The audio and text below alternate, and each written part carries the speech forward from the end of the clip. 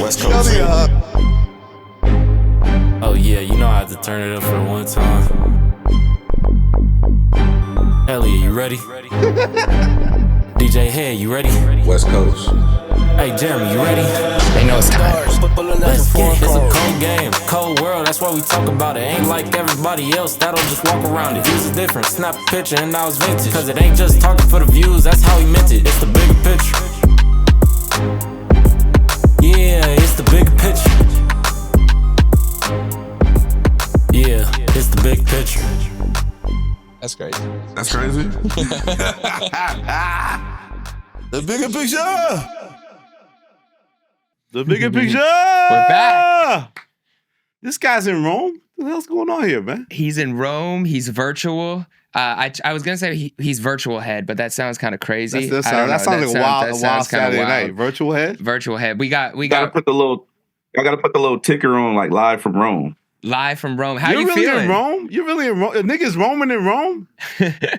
Oh yeah, I am in Rome right now, Elliott. You know what I'm saying? Came across the world, Mason. We gonna get into that. I got some big announcements. You know what I'm saying? In the meantime, hold on one second. My tea is ready. Oh my God, this guy's stunting. Look at this guy. He's got at his 5-star hotel with his FY jacket. Will.i.am, I don't have an FY jacket. What's going on? Where's my FY jacket, Will.i.am? Why does this feel like a press conference? Hey, Big Will.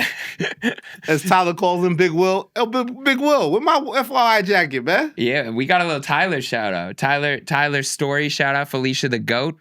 He shouted out our Big Will. He acknowledged your movements. You know what I mean? mean? So Jeremy, again, talk about why this is such a culturally important moment for yourself and for the culture at large. Man. So this moment was so crazy because when I first had ran into Will.i.am, I interviewed him in a car. It was supposed to be a 15-minute car did a car interview. test? We did a car test.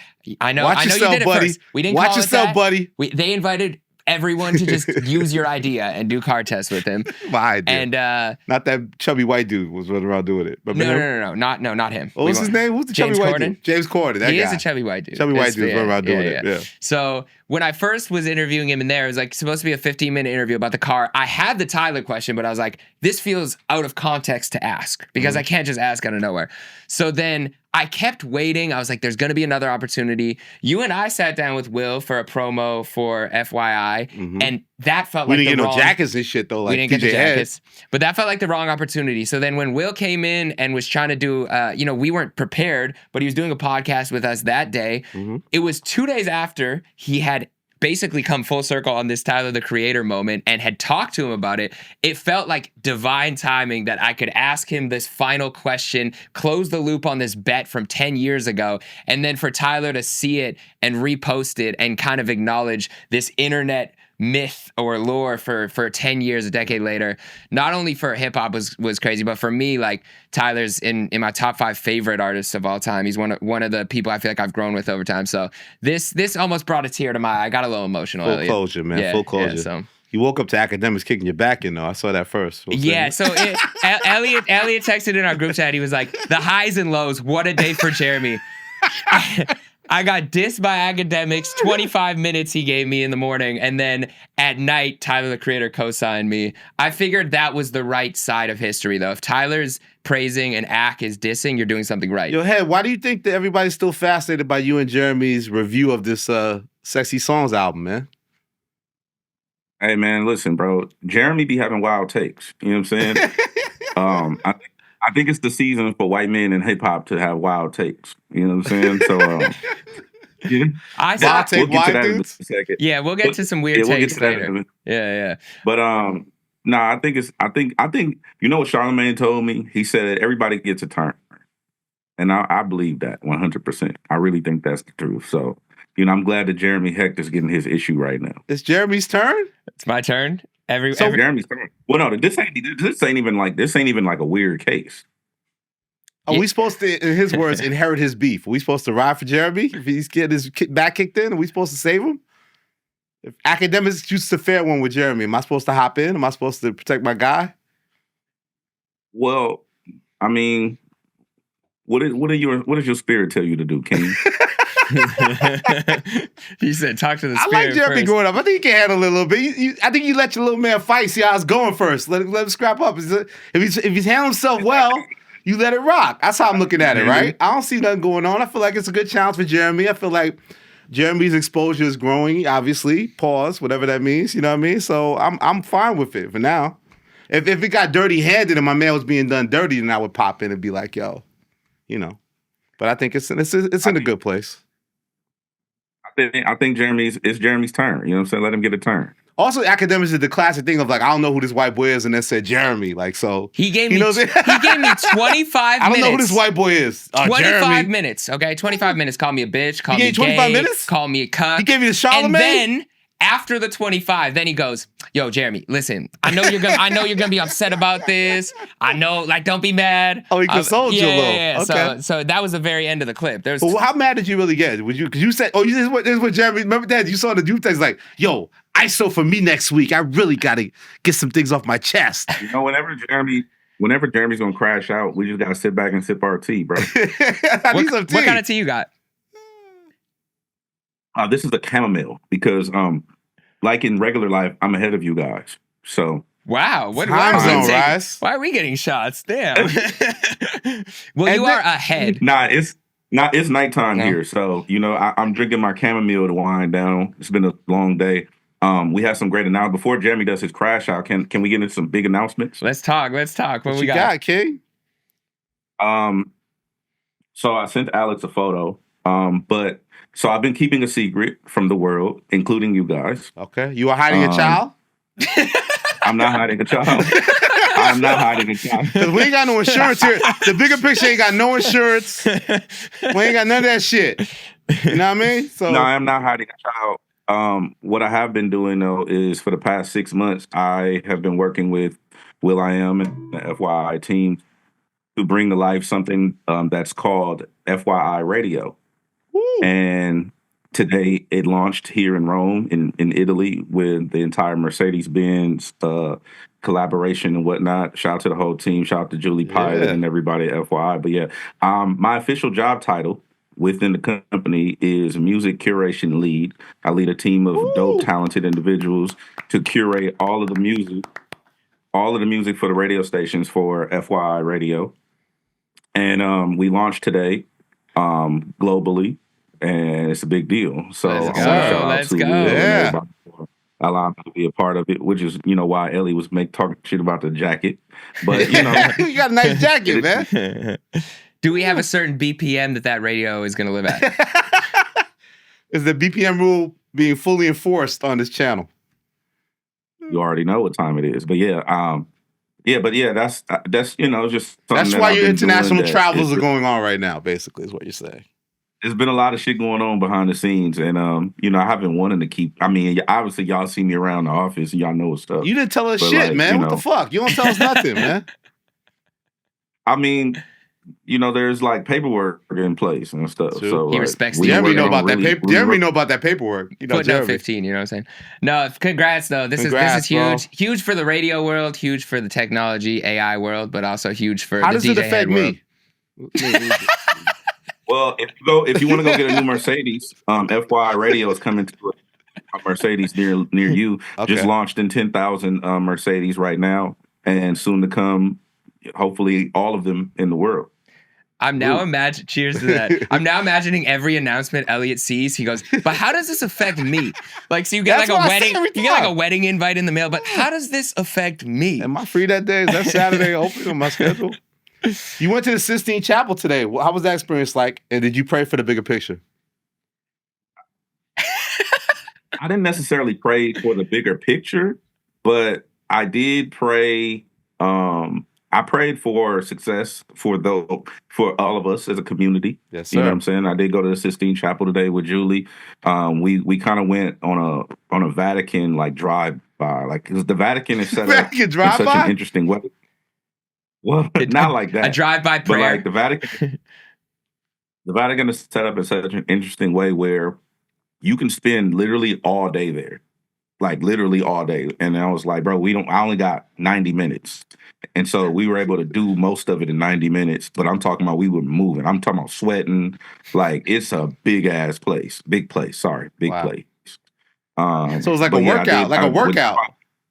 It's a full workout, bro. And I mean, depending on how fast you're moving. And then once we did make it to the Sistine Chapel, I was just like, we were about to leave, and I'm like, hold on, I'm in the Sistine Chapel. Like, I gotta say a prayer. Like, you know what I'm saying? So I just prayed for myself and, health and wealth for the homies and the success and everything.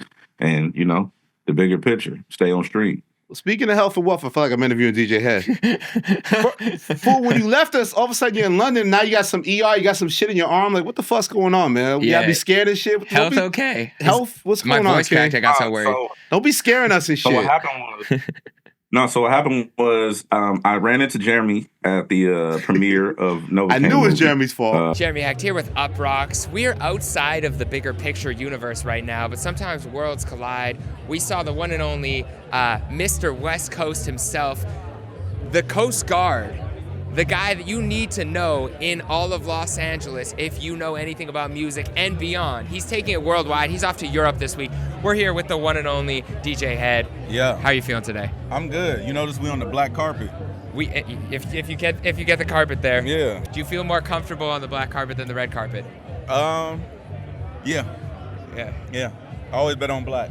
Always bet on black. What are you betting on in 2025 when it comes to music? Any predictions for the year? We're still early. It's only March. I think we're in the dot era. Word to Elliott. Yeah. The numbers just came back, and GNX is #1 on the charts for the third time. I'm not surprised. No? No. I told you I was going to be alone 4 years. You weren't lying. No. Do you think Nokia can make a run towards the number one spot potentially as a hit? I think if it was going to do that, it would have did it, right? I don't know. It could have a late bloom. It could. We'll see what happens. I doubt it. Okay. All right. Well, we'll have to see. Dot era is here. And anything else musically that you're looking forward to? Well, Miles Minnick has a project that's about to come out in the near future. Yep. I'm excited about You're that. Glow Nation now. You just got it was your chaining day the other day. It was with, my with training Glow day. Nation. I yeah. didn't see that. I didn't know that was a thing. But How did it feel? It was weird. Yeah, I don't wear jewelry. It was a God chain though, so I feel like you know what I mean. Yeah, it's a little different. Extra glow. Yeah. Extra glow. And what about movies? You're here at the Novocaine premiere. Is there something that you love about the movie world? Because we know you love Marvel, but like, what's your taste in movies like? I like movies like this. I like weird stuff. Like I like action. I like thrillers. I like comedies. Yep. A little bit of mixture of all the three. And did you bring a date tonight? Nah, just Silas. Okay. Yeah, I usually, when I have to do a carpet, Silas usually with me, shooting my BTS. Okay. You know what I'm saying? Look, let me show you. It's just like a lot of like stuff like this. Oh, there we go. He's walking up. Photographers. Oh yeah. Do you have poses in mind, or you kind of go let it flow? Nah, I just kind of like, just kind of stand there. Did you smile at all? I did smile. Okay. A little bit of teethage. Yeah. Is teethage a word? Yeah, you can make it a word. You're a journalist. Is teethage a word? I doubt it's a real word, okay. but it sounded good. All right, for sure. It sounded good. All right, well, we'll let you get to the movie, but anything else you want to tell the bigger picture fam, Uprocks, your audience? Yeah. Hey, where's Elliott? Elliott, I just want to let you know, we didn't know that we were both going to be here, so technically we both didn't let you know ahead of time, but we didn't know that each other were going to be, so don't be mad. You were focused on the charts. It was right when the dot era battle was going on. We didn't want to interrupt you, so yeah. That's the only question I have is where's Elliott? You know what I'm saying? I see you, I don't see Elliott. Yeah, no, he'll be here. So, actually, people want to know if we're ever going to get Look That Shit Up merch. I am working on some Look That Shit Up merch. Okay, all right. Yes. All right, we'll wait for that. Look that shit up. Hey, no, I didn't make him go to the hospital. And white people are the cause of disease and famine. Hypertension. No, I'm fucking with. So, we were. I was there at the premiere, and then I was doing a virtual meeting with the doctor, and the doctor was like, I was describing like I started having some numbness, like my head went numb, like I was just numb right here, and so I thought it was like a central nervous system problem. Obviously, multiple sclerosis. There's stroke. There's a lot of different serious health things that people are concerned about. So the doctor was like, you need to go to the ER just to get checked out. And I spent the night there. They didn't have beds, so I was in the hallway in a bed, like leaned up against the wall. And yeah, so it was all good. They ran all the tests. I did a CAT scan. I did an MRI. I did blood work. I pay a lot of money for health insurance in America and Elon Musk's New America. So I tell them every time I go to the doctor, I tell them to run everything, bro. Run. Have you been exposed to it? Yep. Run it. I want to run all the tests. All the tests. And then you got on the plane. Then you went to the airport. I got out the ER, I got discharged, and I went straight to get my bags and went straight to the airport and flew to London. Ooh. And then Superman. flew from London. Spider-Man or Superman? Spider-Man or Superman. And then in the morning at 4 a.m., I'm going to get up and go back to London for 3 days, and then I'll be back next week. What's going on with London? How you closing this trip out? What's going on out there? Oh, we're doing some dope stuff with FYI. Obviously, I just told you about the Mercedes collab and the launch of that. We're going to be doing some stuff in London as well. And also, happy birthday to Will I Am. If you're watching this Saturday, you know, it's Will's birthday Happy this birthday, weekend. Will. So, that's a big birthday too, right? What's he, 40, 50? One of those big ones. I don't know. He's I just 50? know we're celebrating his birthday. Well, we're not. It's not like a party or anything. We're just family and friends and stuff. Guys just kicking it Will I Am overseas, man. Flexing. Flexing. Hey, do us a favor for Will's birthday. Watch our interview. I'm telling you what's going on. What's going on? So that's I'm explaining to the bigger picture chat why I'm not in studio. Hey, Hed, you're glowing right now. I feel glowing. an aura. It's on not you. just the tea. Yeah, it's not just the lighting in there. Oh, no, this is CMOS. This ain't got nothing to do with. Oh, I did have some gelato today, and you know I don't do dairy. You know niggas don't really do dairy, but a nigga did dairy today, and I'm talking about I haven't been flatulent at all. That's this milk. we can't go this one gelato episode out without here fart is comment. real milk. Like I haven't farted at all out here. There you go. And I was going like it's crazy, bro. So you might fuck around have a milkshake out there. You might go crazy out there. Hey, speaking of race relations, we were talking about that earlier and high tension and blood pressure. My mom did watch DJ Hed's apology. The talk to camera apology. Apologize. Well, you didn't apologize. You expressed your affection towards her son and how much you, in your words, F with me. And she very much accepted it. And she said, you know what?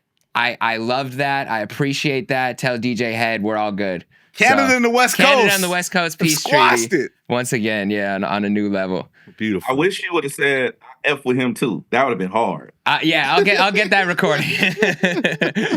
So shout out to Mobs. But yeah, so you're ready. You guys ready for the Playboi Carti? I was gonna say, so DJ Hed, you know what you're missing here in America right now? It's Playboi Carti mania, brother. Elliott's favorite It's day. running wild. Jeremy warned me about this shit. I didn't think it was real, but it looks like we're getting a Playboi Carti album. Everybody, We Are the World's on that shit. Everybody in rap. Your guy Kendrick Lamar supposedly on the album. What's going on, man? Are we supposed to get excited about this? Am I supposed to, all my fiend hate, am I supposed to tuck all that in and embrace rap's new star? Rap's new superstar? According to Rory? Playboi Carti? What if he comes out and does like a boom bap rap album? Like him and Kendrick are just spitting back and forth. Look, this tweet is from 2012. He said, just cop that Kendrick Lamar. So Playboi Carti has been a fan of K-Dot for a long time. What if he just came out spitting? And they're saying your arch nemesis Akademiks got the exclusive on and said he heard the album. He said Kendrick got some bars in there that might be directed at somebody we know, man. What do you have any intel on this Kendrick Lamar guest verse of the Playboi Carti album? You don't know say. I like his favorite one, see? International. One of he these said that in days. Italian. Yeah, but I think You don't know say. I think Playboi Carti, what we are seeing is no matter how you feel about Carti, he is the one person who can pretty much shut down everything right now. Like, he's the only person who's been teasing an album for this long that I think will live up to the hype in terms of numbers. Like, I expect this to be most streamed album of the year, Yeah, so like highest selling album of the year. So is he is he a star? He's become a star, right? I guess I think he's he's a star already, superstar. a star. Yes. Oh, he's a superstar. Yeah. See, I don't see him as a superstar. I see him as a star. What would it take? What would it take? I don't see them. I mean, I know the Die Lit album has all this critical acclaim, right? That's his last album, right? But what stats do we have that make him a star. Like he has a cult following Impact. that want to make him ascend him to greatness, and I get that. But I feel like that hasn't happened yet. We almost act like it's happened, and now it's like, is it going to go further? But I don't see that. I don't know that it happened yet. There's not a defining record. Like I still think Magnolia is his best single he's ever put out, and that's not even him anymore. It's like Doechii with the other shit don't even really represent her anymore. So I don't know. My thing is the hype real? We're going to see like 300,000 first week. Yeah. That type big boy numbers. Is this really his time? What I will say about Carti is, in terms of impact, he is at the very top. Like, his features, right? We talk about like Fiend and Carnival. Like he has massive records that when he performs live, I've never seen anything like it. Well, Rolling Loud it's not this for weekend. me, right? Yeah. He's performing at Rolling Loud this weekend. You'll literally get to see 100,000 kids go absolutely insane. They've been waiting. He's one of the very few artists who I think is able to tease an album for this long, and any inclination of this album coming out, a billboard that says, I am music, a tweet, a DM, like no one has this type of stop the world energy except for Playboi Carti. Now, you cannot be a fan of the music, and that's fine. I just don't think we can deny that he is the superstar in hip hop right now. So is there a lot in line with this album where it's like sonically he has to kind of deliver to that? And also it seems like by having all the, I guess everybody, big dogs around the album, Future, Travis, everybody, you can imagine that he messes with or on the album. Isn't he up in the stakes where it's like, he's got to, sonically this has to like impress somebody who isn't part of the cult following like myself, right? It's interesting because I don't know how you felt about the last couple albums, Hed, but it's like they're polarizing no matter what. Like Whole Lotta Red, it was something where you listen to it, it's so different than everything that was out at the time, but now everything That's what sounded Magnolia, like that's the that. debut. No, right? this is the last album last in 2020. one. Gotcha. It got critical acclaim and critical hate at the same time. It got people loving it and people hating it at the same time. It was very Yeezus-like, where it's like, I didn't necessarily love it on first listen. I like some of it afterwards, but then you see it in real life. You see people go crazy and mosh pit to it. It's like, I can't deny the impact of it. And But what was Die Lit? Which one was Die Lit? Die Lit was before that. Yeah. Before that. Yeah. Okay. And that's really super Elliott. critically acclaimed. Yes. Yes, DJ Hed. Did you actually are like? I know you don't fuck with Playboi Carti, right? You don't. He scares okay, him. look, do you not fuck with him, or you just don't like the Fiend record? I never connected to enough of his music. Again, I liked him out the gate with Magnolia. I like that record, right? And like I get I would go through his albums and I find a couple songs I like, but I didn't think it matched up the hype of what he's building. Like I feel like again, he's built this cult following, but I don't think it's represented well enough yet with the actual music he's put out so far.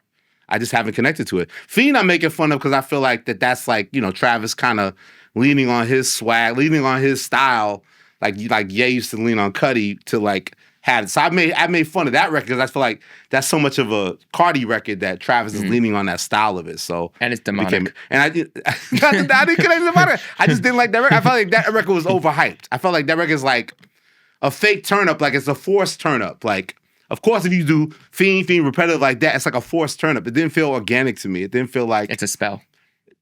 it's not that demonic. The word Fiend is demonic. I mean, what's Playboi Carti's world and media base, right? Like he's still unproven in certain areas, right? As an artist, still, right?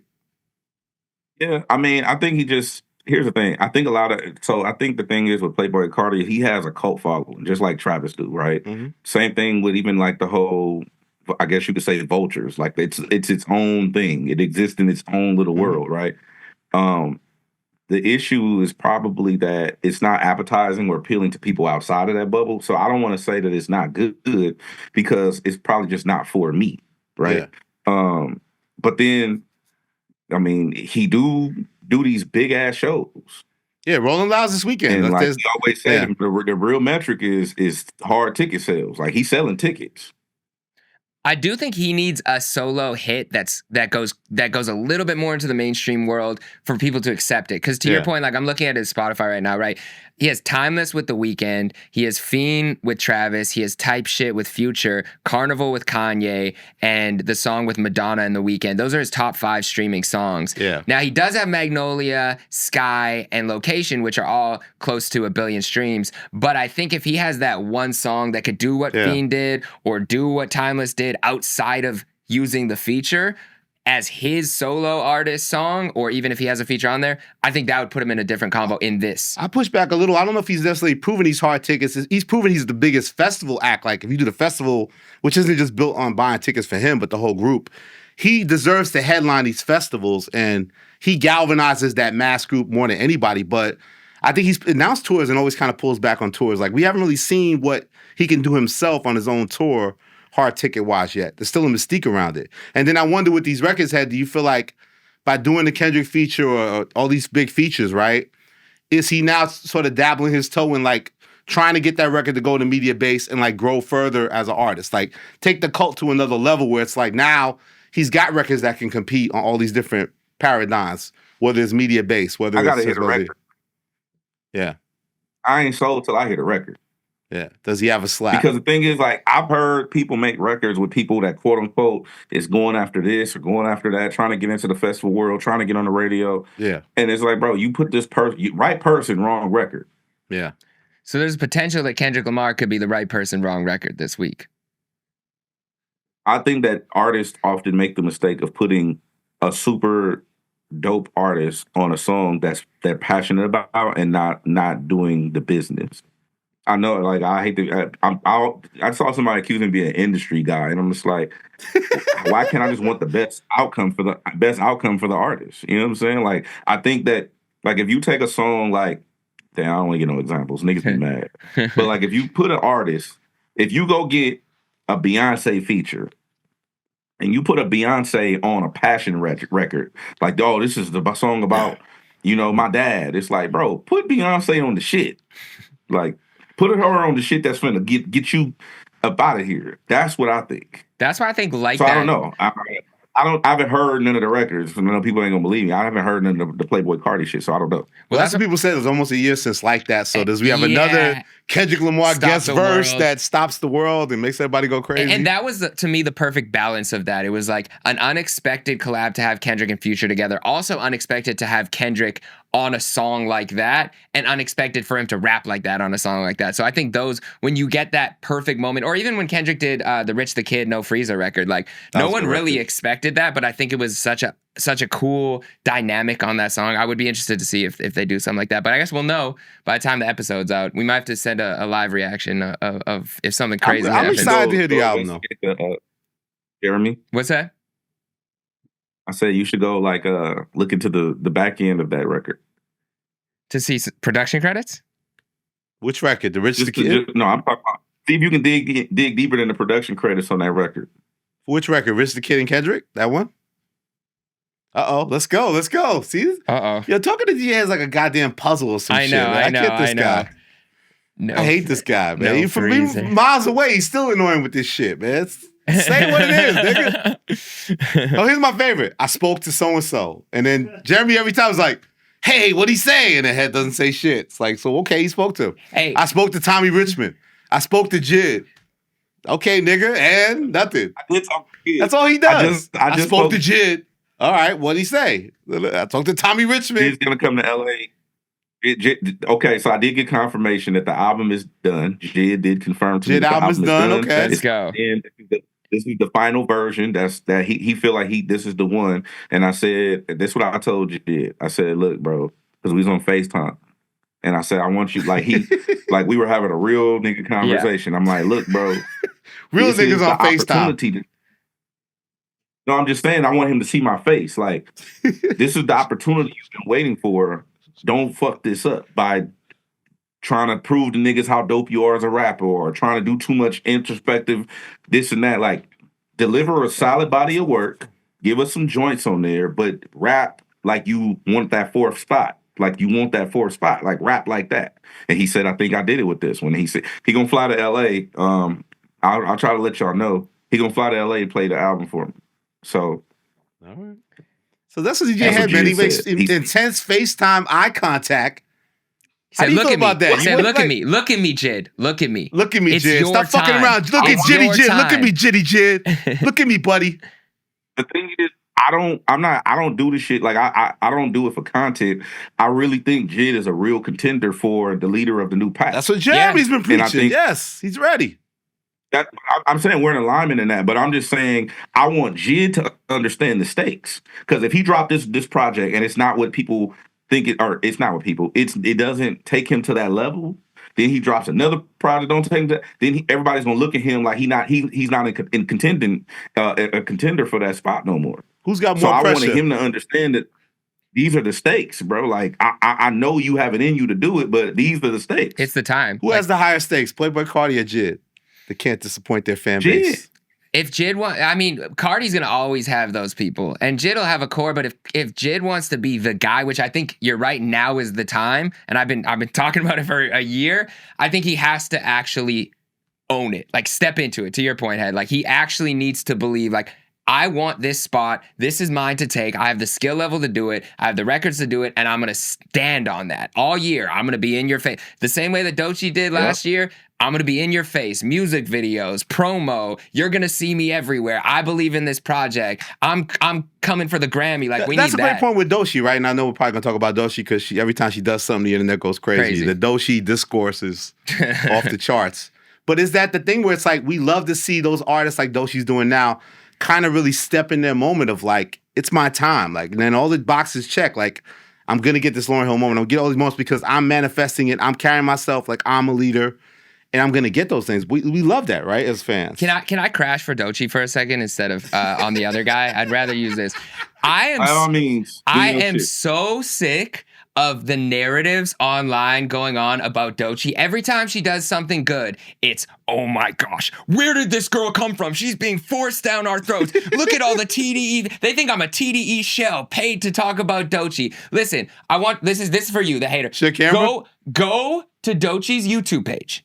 And what Russ said is, if you want to see my come up, scroll down. Scroll the fuck down on Doechii's YouTube page and go back 5 years and look at her talking about quitting her job. And look at her talking about, I'm ready to quit. And look at her talking about, wait, I have a little bit of success. And I'm reading these books to get insight on how to be a creative. And I'm dropping a music video. And look, I'm making the Anxiety song live now that became a hit 7 years later because now I got a Grammy. Look at my journey. You can literally go watch it. Look at her have a massive smash with It Is What It Is. And everyone forgets that she has a platinum song. And then now they're like, where did she come from? Look back 3 years. She already had a platinum hit. So shut the fuck up about Doechii. She is who she is. She is the star. She deserves to be on Lauryn Hill's stage. She deserves to be everything she is. And she's the only one who's going to be a superstar this year who's really at it right now. People just forget what a superstar looks like.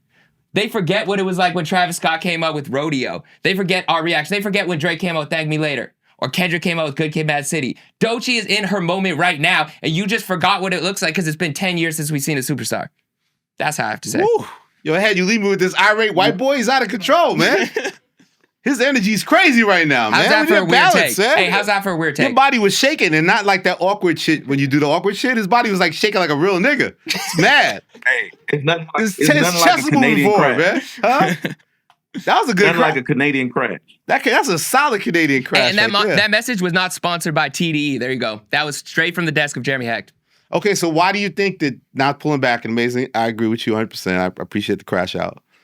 Why do you think, what fuels this sort of Doechii discourse, you think? Is it all affects the TDE and Drake's and all that stuff, or is it its own thing? Like, what do you think it is that it's such a constant no matter what, we can't escape it?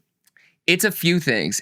When you look at Ice Spice and the lack of they backlash, made Ice Spice bring it back. The Ice Spice brought it back, man. The lack of backlash that Ice Spice got for popping up out of nowhere and being she got everywhere, some backlash, but not like this. That's interesting to me. But then I think it is this weird divide where it's like the battle just divided everything. And what I hate is there's certain people using the terms like Doechii and Kendrick are making woke hip hop or freedom hip hop. First of all, that term woke was used as an empowerment term and was co-opted by a different movement to be used as a slur later on. So the fact that people are using it to me is crazy. But the fact that they can't accept that people can make fun music and have some depth to it, same point that I was saying about Kendrick, is the most annoying part. And I don't think these people care that much. I think they just like to pick a side and stick to it no matter what. I don't think that these people are even listening enough to Doechii to really understand. What do you think? Like, why do you think like there's so much backlash to this woman's success? It wouldn't be like this if it wasn't for that little tiny little thing that happened last year. because of the relation. You guilty by association. It's just like what y'all said about me. It's like y'all probably not invited to the cookout or whatever the fuck y'all do up north, Jeremy Hed. The Canada Day cookout. Since y'all want to give me that onus, then I think that that's probably what it has to do with the proximity to that whole situation, because they're just looking for anything. They're just looking for anything to hate on that comes from that direction. So, to me, what was interesting, that's not even the worst thing to me. What's the worst thing to me is not giving Doechii her credit for the creative and the artist that she is, because it's almost like a slap in the face to dopeness, if that makes sense. Like it's like for being dope, it's like you get rewarded. Elliott said when we were discussing the Super Bowl and we were discussing the Super Bowl and we were discussing the charts, and Elliott said, "To the victor go the spoils." Dot won the battle, blah blah. Rightfully so, he should reap all the benefits of that. But Doechii put in the work. Doechii's dope. She's amazing. She's fucking fire. She should reap the benefits of doing so. I think the latter of what you said, though, heck, I don't think that people forgot what a superstar looked like. I think that people forgot what it takes to be one because they're not willing. I think it's a lot of people sitting in the stands critiquing the players like we do, except the difference is we play. And I think that's what it is. The stands have gotten louder than the actual people who do the thing. Like you might have, let's give me a number, a random number, let's say 5 million people online hating on Doechii. Those 5 million people's voices are louder than the person that's supposed to be critiquing Doechii. And that's the difference that we have nowadays, right? So the fans, it's 20,000 people in the arena watching Bronny James play, but Stephen A is the one who's critiquing him, right? But then the voices of the 20,000 are louder than Stephen A. But the 20,000 people never understood basketball a day in their life. They just there to watch the game, or they love the game, or they there to see LeBron, whatever the case may be. They got free tickets, whatever. I think that the crowd's noise have started to convolute the actual conversations, the fruitful conversation, so to speak. Yeah, it's like if you put a microphone in front of every single person watching the game, and then those people could be heard. And I think with the sports analogy too, like I feel like we love when artists like have momentum and then making the right moves, and like Kendrick's doing it. This is another good move he's done. Doechii's making these moves. She's gonna do the tiny desk. She's gonna smoke it. She's gonna do this. The Lauryn Hill moment, like I put it up. I think she acknowledged it on Twitter and stuff. Like that's huge. Like Lauryn Hill's not the pass the torch type. You talk about what does it mean to pass the torch, but to even give that moment of like. That co-sign felt very more special than, I'm sure she's had other female artists on stage with her before, but she was clearly saying that this girl deserves her moment, and I'm bringing her out, and I'm giving her that, like, you're the future type of moment. Like, no matter what, whether it's clear passing the torch or not, you earn those moments. Like, obviously, I'm sure she admired Lauryn Hill and dreamed of that type of moment. And then to finally have that, we applaud people when they make the right moves. And because we're veterans and we've seen these artists come and go, when you recognize greatness, you should acknowledge it beyond all the politics. And like somebody making good moves and continually being consecutive with their moves and strategic, we applaud that.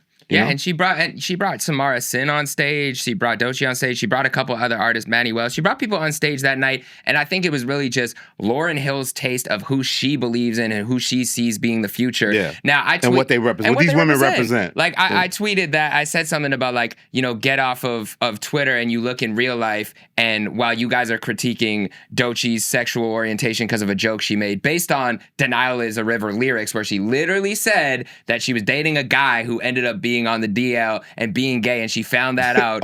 So her dad had to get on Twitter. Literally, I didn't even know anything about Doechii's dad. Doechii's dad had to get on Twitter and be like, guys, Papa Doechii? He's literally like he didn't say it, but he's basically like, do you listen to music or do you just skim through it? She has a whole a whole verse where she's like, I was dating a guy, turns out he was gay. She's making a joke about it. She's not trying to come for all straight men and all of, put agendas out there, like, calm down. But to the Lauryn Hill point, I tweeted that she passed the torch or pass the crown to Doechii. I got a lot of people being like, she doesn't have the crown to pass it.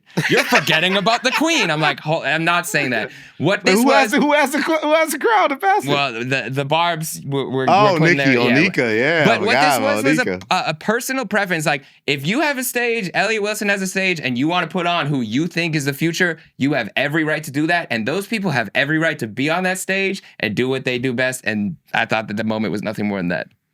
Yeah, I forgot about the. What did you make of the dating red flag controversy head of the in the life of I think Doechii? Doechii. Shout out to DJ Miss Milan too. But Yes, Yeah, shout out to Miss Milan. Miss Milan. I think that again. Remember, if you go back to previous episodes of the bigger picture, We need a I compilation. don't watch that show. Fuck that show. apparently nobody does. You know, look, the internet. Only Akademiks and Rory. God bless them. But if you go back to previous episode, I actually brought that up where I was talking about like we look at these artists to be something that they're not. Don't look at her to be a political figure or to make politically correct statements. She was talking shit. When I saw it, I'm like, oh, she's talking shit. I didn't even take it serious. Yeah. I don't think I didn't people. look at it like she's using her platform to besmirch heterosexuality and like, bro, what the fuck are you talking, bro? She just, you know what I'm saying? She a Florida girl. They gonna talk shit. Apparently, a lot of these niggas never been to Florida. You know what I'm saying? I've been to Florida before. I done talked to Florida girls before. Different. They talk shit, bro. Different. DJ Head, what is your dating red flag? The streets want to know. The number one, I don't like annoying any woman that disturbs my peace is an automatic red flag for me. And my peace could be fluid. Hey, Hed, according to certain people on the internet, though, we get no women, don't even know what that means, no baddies, no they're not even DMing girls. They don't even call women bitches. We call women bitches around here. You hear that, Hed? Are these niggas fucking bitches? Like, I'm talking about, like, these niggas, like, DMing hoes on the gram. Like, real talk, because, like, they must have some little clout. Like, are they, like, fucking hoes? Fuck these hoes. This is hip-hop, nigga. Fuck these hoes.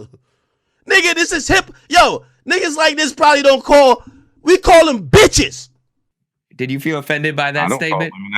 My mother is an active participant in my life. So it would behoove me. Go look that shit up. It would behoove me to operate in that capacity. But I understand there are a lot of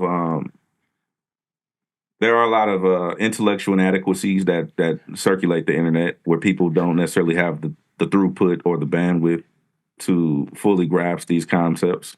That's not for me to be their teacher. I was thinking about that. I'm not your savior. Jeremy's about to hit the gram with his lady and do some showing out. Like, has it hit her radar yet? Like, yo, yeah, it's my boo, yo. You know what's funny? Ever since Drake said Serena helped him through that beef, I always check with my girl before I go into battle. Your black queen, yeah, your my black queen. I always make sure I'm like, yo, is this worth my time? How would you move? So I played her 20 minutes of the 30 while she was getting ready for 20 bed. a big act. She was by minute 5. She was like, who the fuck is this guy? What is he saying?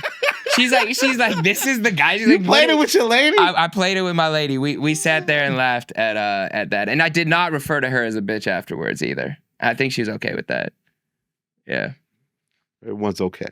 But I am happy. I am happy that that Livingston found someone his own age. He called him by his government there, the black guy right there. Well, I'm happy he could find someone his own age to talk crazy to, because I know he finds other age groups to go crazy. All to. right, next topic. No. I know he was talking about what did he say? He said Jeremy. He's like, Jeremy's never been outside. He's just on Twitter. He's just on Twitter. He said you guys are molded by Twitter's viewpoint of things. Is that a fair assessment, DJ Head? I happen to know for a fact that Jeremy Hecht is outside. You know what I'm saying? Yes. Jeremy Hecht has frequented establishments and places, events, and themes that I have frequented as well. Yes. It was crazy. Yesterday I was at a live event that I hosted. 400 people. I was outside with 400 people could vouch that you was outside? Rolling Loud sponsored our open mic with some dope for the people. Right. And it's crazy. I was outside, but I was trying to think when the last time that guy was outside. And I have only seen him outside 2 times. I thought we got past this, man. No, I saw him outside 2 times. I saw him outside 2 times.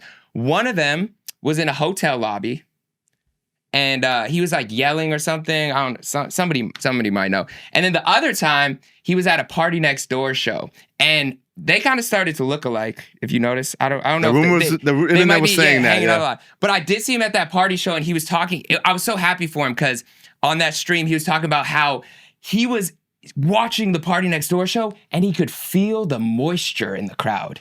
He said that. He said, I could feel how wet the women were getting by listening.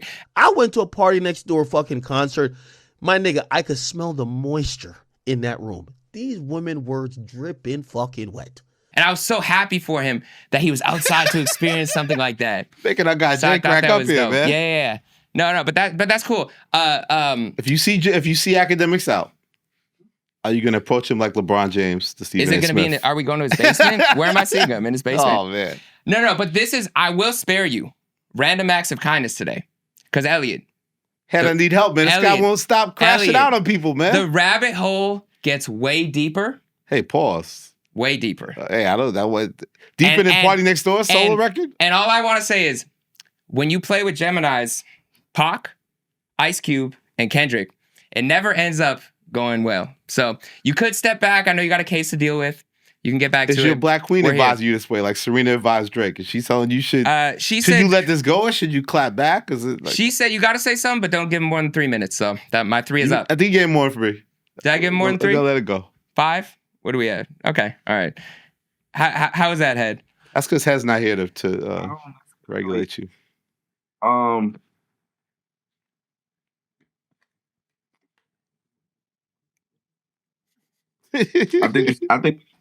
I think you know what I think. So we need to start getting. We need to start just going to electronic stores and buying up universal remote controls, and in that way we can just bust open a pack and turn niggas' TV off at random. I like that. I thought we had done that already. Turn a lot That's of crazy. TVs, a lot Somebody of turned TVs the been TV turned off, back man. on. I like that. A lot of Universal TVs turned remote off. too. You can do it on any device. It works on any device. Yeah. More TVs need to be turned off, is what we're saying. Yeah.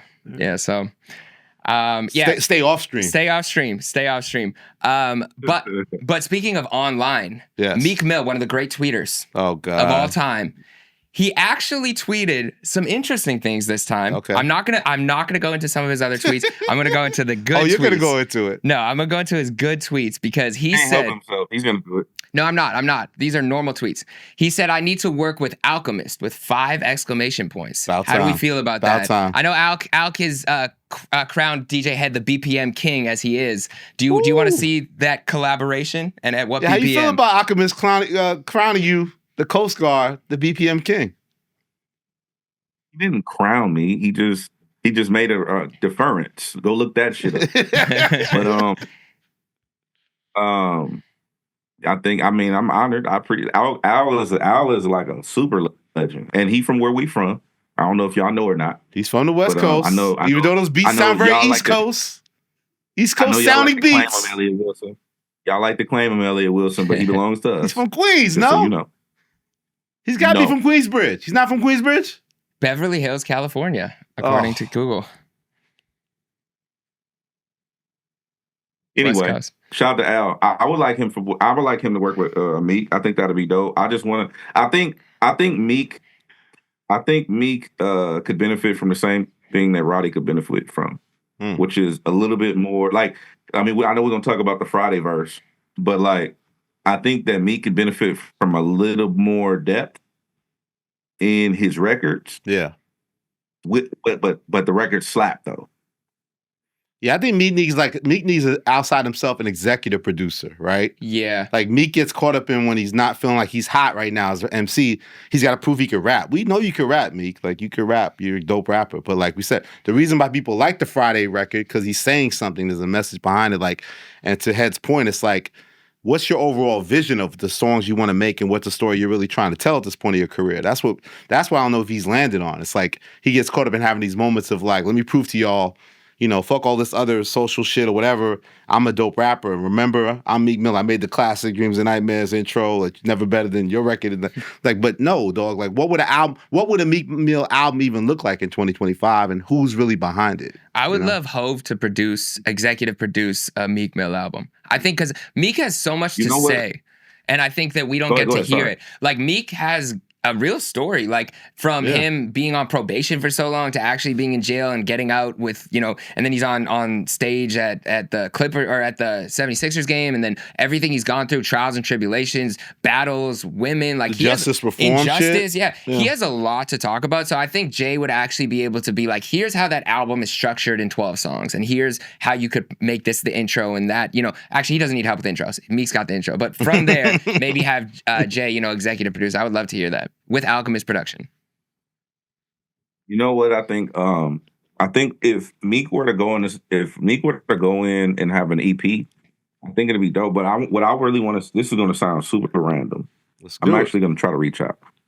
I would like to see Meek step into the next phase of what Meek Mill is. So one of Jeremy, I don't know if it was Jeremy and I, but one of my favorite verses from Ludacris ever is on that T.I. song. Yeah, we were rapping it. Off of Paper Trail. It's called Sitting on Top of the World or Top of the World. On Top of the World. Yeah. Mm-hmm. And Luda is bragging not about his accomplishments for himself, but how he's benefited the people around him and how he's benefited others. I think Meek is at this stage where he's not the underdog anymore. He's had enough adversity where he's not like a new guy, like where we rooting for him as the underdog against the machine. And I think that Meek is at this transitional stage where he should go to the next level. The next level for me, my own humble opinion, would be him being braggadocious about the things that he's doing outside of music, in the music. Yeah, it's almost like, I call it like bird's eye rap view, where like they're looking from how far they've come on their journey. Jay does that so well. Even Drake does that really well on like timestamp records, where they're like, here's everything that's going on in my life. Here's how I'm making sense of it. Here's me reflecting. Like Meek could do that, and he could do it with the same hunger. But I think that's why that verse was fire, because he was really looking back on his life in a way that I don't know that I've personally ever heard him that open and vulnerable on a verse. Yeah. On the Friday verse. And it speaks to that again with going back to justice reform and all that. Yeah. You know, like how Hove does all of the criminal justice stuff and people only find out like years later and stuff like that. Meek is super involved in that stuff too, especially in Philadelphia, in Pennsylvania, excuse me. I think what will be dope is for him to somehow channel that, all of that he does into the music. Make some slaps, make some bops, but get off the messaging like, this is what I'm doing with my platform, if that's what he wants to be known for. Do it in the music, because like him going on Twitter and just saying like, yo, I just got 15 more black men free. People are going to kill him because it's like, oh, he's doing it for clout. They're never going to give him his credit. If he finds a creative artistic expression for it, I think he would see more appreciation for it. If he logged off and locked in, Meek is gonna logged be off and locked in. Log off and lock in. Woo. Stay off Twitter. I learned that was like an Elliott Wilson type. I like that. But if he does that and really like we don't hear from him for a year or 6 months or 5 months, and then all we hear is an album executive produced by Jay-Z, Meek Mill, My Story, boom. Yeah. And then somebody's going to be in the chat right now. Look at them telling the artist how they should be making music. That's what we all do, man. No, but that's funny. I think the Friday things for the first time, people are just really giving Meek props again about the music, right? Yeah. So I think that, to your point, he's got to find a way to build that to the next level. And like you said, log off and lock in, because he's got great momentum now, finally away from all the craziness, focus back on the music. He needs to take advantage of it. You know who wants to lock in and get to the next level is Freddie Gibbs. Woo. And he is not afraid of any of the Gangsta smoke. I think DJ Hed's responsible for this Gangsta Gibbs. Yeah, did you tell him to go for the spot like you did with Jid? Did you have a FaceTime with Freddie and you're like, Freddie, now's the time? And look at Freddie's eyes. Did you stare him down? I did hit him, but I didn't tell him to do that. What'd you tell him to do? Or do you hit him after this? No, I just hit him to say, to see what's up. But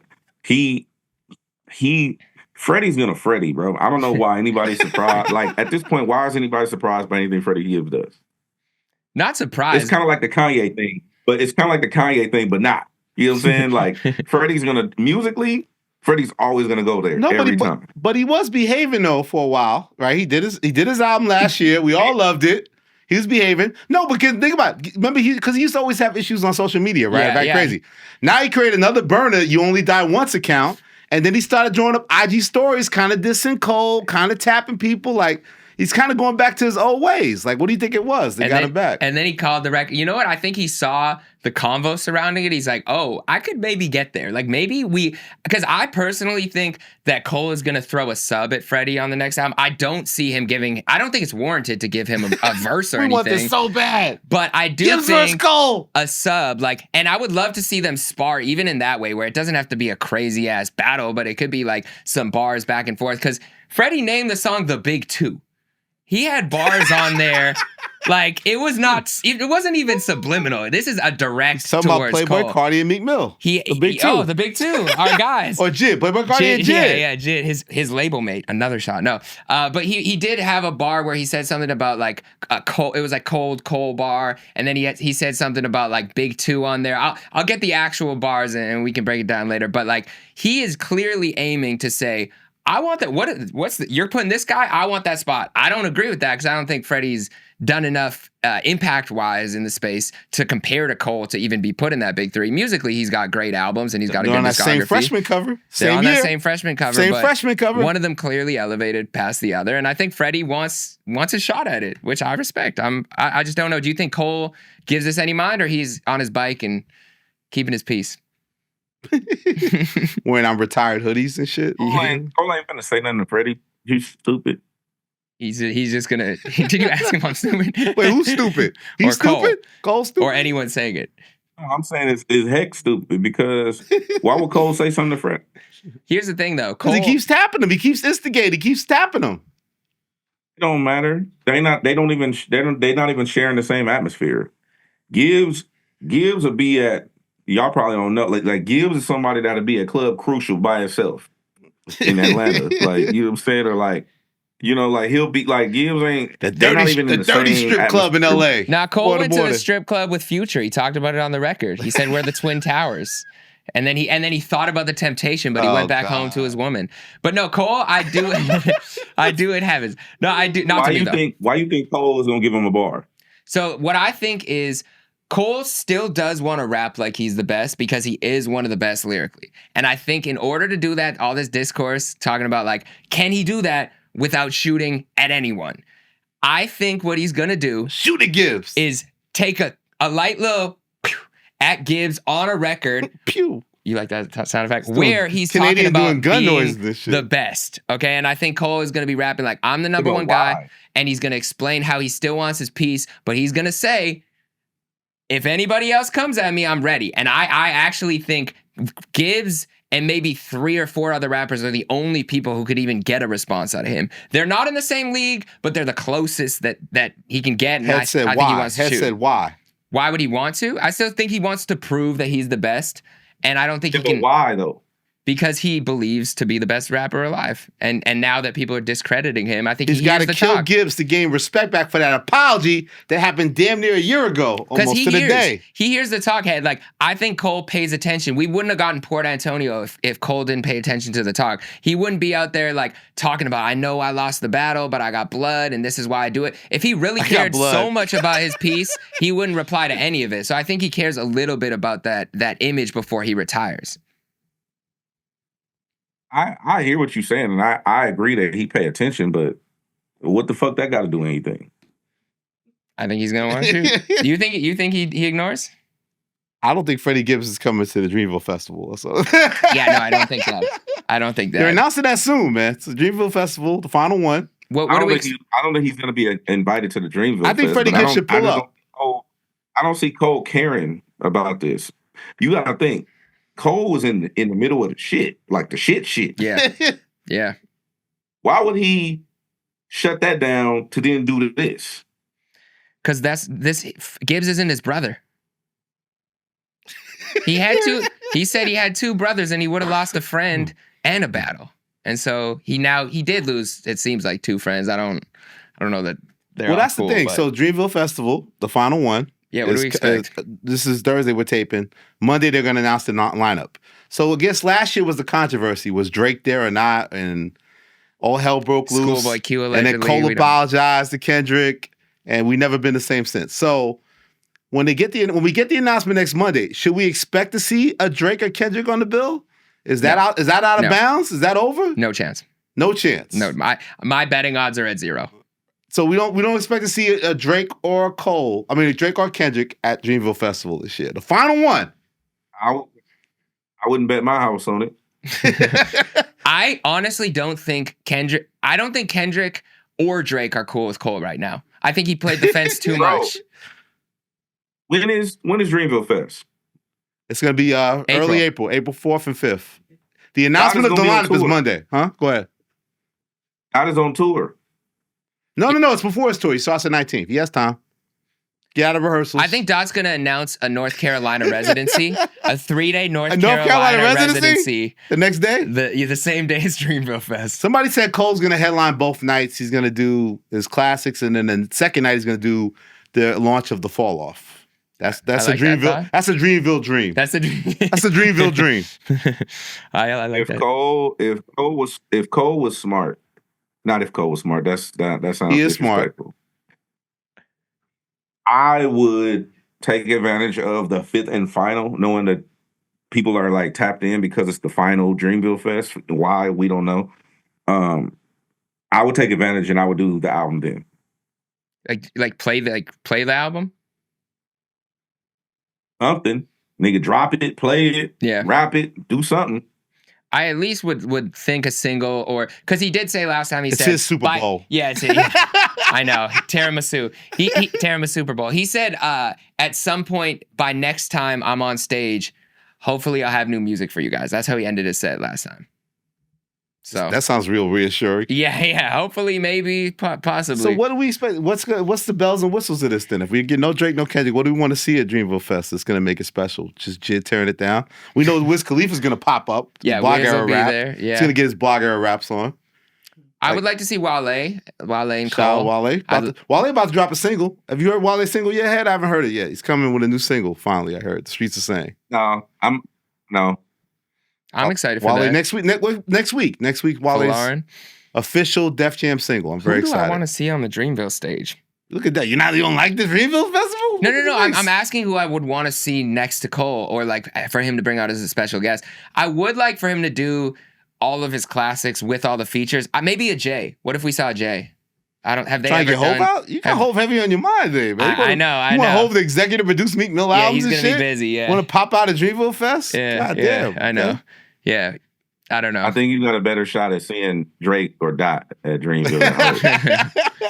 That's very valid. We were talking about anniversaries because I saw you posted a bunch about that Jay Elect Jay-Z album. I wanted to ask you because that was like the day that COVID really The world broke shut out. down, yes. Like, do you remember what was that moment like with Jay and Jay Electronica, and did any stories leading up to that album like that you really remember? Oh, man, so many. Well, I mean, the funny thing is that I put that clip up in the studio, and people were like, "Oh, I put the announcement up when it first came out," and they were like acting like it's gonna happen now. Like, this shit happened 5 years ago. Like, the album already came out. Like, I feel like the whole world, like after COVID, is like these last 5 years is just like a reset. Different. Like, there's a whole, like, not to diss the audience, but there are a lot of uninformed hip hop fans all over this internet. In other audiences. And it really shows itself. Like, I just feel like the whole world really, like, I mean, of course we know we went through it, right?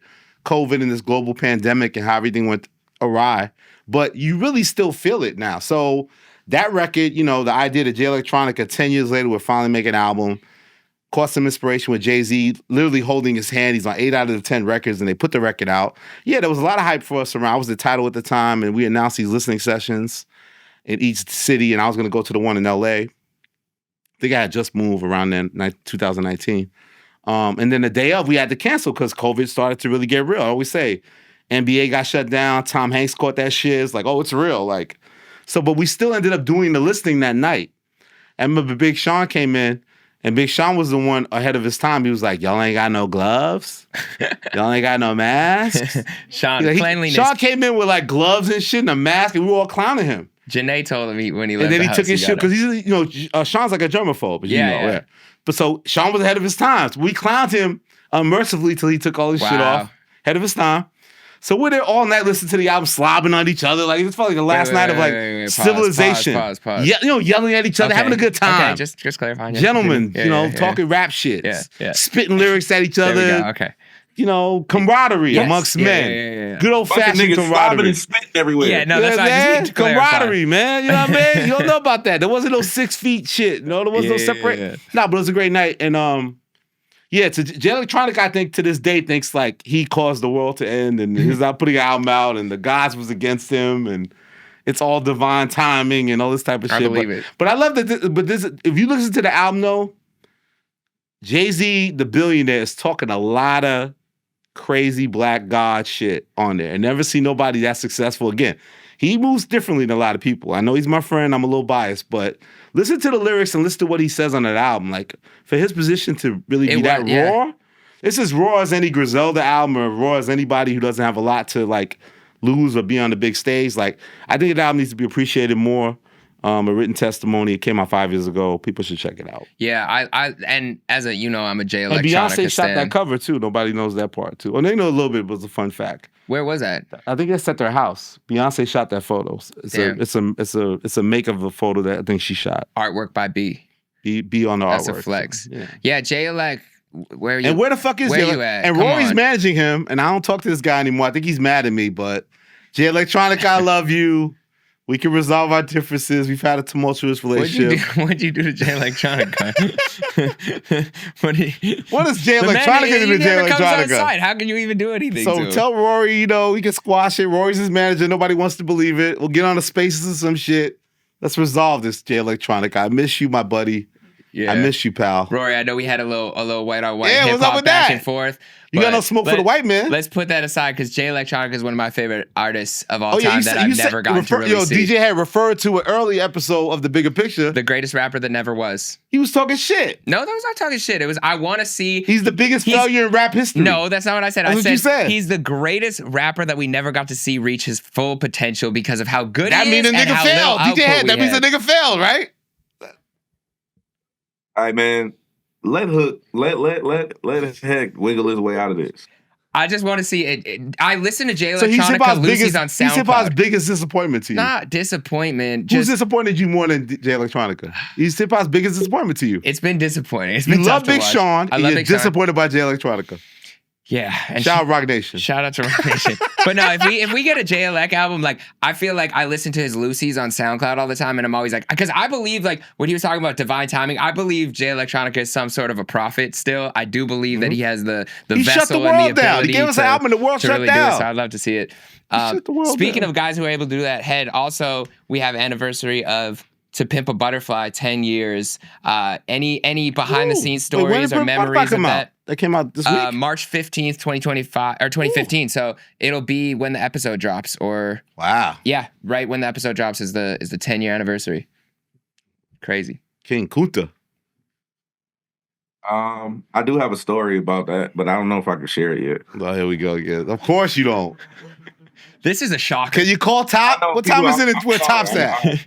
Because you asked me. All right. We're not live, nigga. I tell you all the time. Say it. we Beep it can out. cut it. Okay. So during the process of this album, I remember, I'm not gonna say who it was, but somebody that was producing the album called me and was like, "Yo, you got to come to the house." And I'm like, "Why?" It's like, "Nigga, you just got to come to the house." So I'm like, "All right." So me and Salas jump in the car and we drive way the fuck out to this house. I mean, it was a mission. It was a drive. And so we get to the house, and then the homie is just like cheesing. And we go into the basement of the house, which is our whole studio. It's a room. Like, we go in and press play, and I hear doom, doom, doom, doom, doom. Like, I'm like, what the fuck is this? And then I heard, I got a bone to pick. Yeah. I'm like, I don't want you monkey mouth motherfucker sitting in my throne again. I'm like, oh, it. Like, what the fuck is this? Man. And it was like, yeah, nigga. Yeah. I was like, what? And then so yeah, you know, I was under embargo, swore to secrecy, never to reveal this process and this thing. You fuck with it? Hell yeah, I fuck with it. Let me get it. You can't have it. Just let me get all right, give me a snippet. Can't have it. Give me I a just wanted to play snippet. it for you because I just wanted to play it for you because you've been on this BPM shit, and you've been like, so. You've been on this BPM shit. But King On brand. Kunta is 107 BPM. It samples a song from Mossberg called "Get Naked." DJ Quick. Go tap in. West Is it a Coast slap? lineage. Is that a slap? What? King Kunta? Yeah. Yes. Hell yeah. Hell yeah. Hey, I looked at the credits, Hed. I don't know that this is what you were referring to, but I'll ask it in the form of, it says that the song No Freezer was recorded in Top Dog Entertainment studio. Were you around for that studio process at all? No. Do you have any insight into that studio But that's process? good. How'd you find that? That's good due diligence right there. I had to Heck. do my digging. You know what I Research, mean? baby. Okay, since I can't get that answer, can I ask you a favor? No. I'm gonna ask you a favor anyways. All right, I needed to word that question better. So I haven't gotten a response on the Tiramisu record. I checked my DM. This isn't to ask Kendrick. I wouldn't ask that of you. I wouldn't ask that of a friend. But I know you know people around him. Simply anyone in that vicinity. Could you send some sort of message that simply says, "Hey, just checking in here. Any update on the Tiramisu record?" That's it. That's like, they could say no. You don't even have to send just like an update for the fans. No. Just because right. this guy got the broccoli, you're just out of control. You're not gonna let it go. You feel so entitled. Oh, I'm an entitled fan now. Because you got the broccoli, you pulled the broccoli off. Because he did the snippet at the Super Bowl? Is that what it is? I was re-listening to it today. Reincarnated with love. My Gemini twin, back powering up. I just want Jeremy. Yeah, no, that's it. No, that's it. Handshakes and hugs. Handshakes and hugs. That's it. I just wanted to get that off. So it's a no. Okay. All right.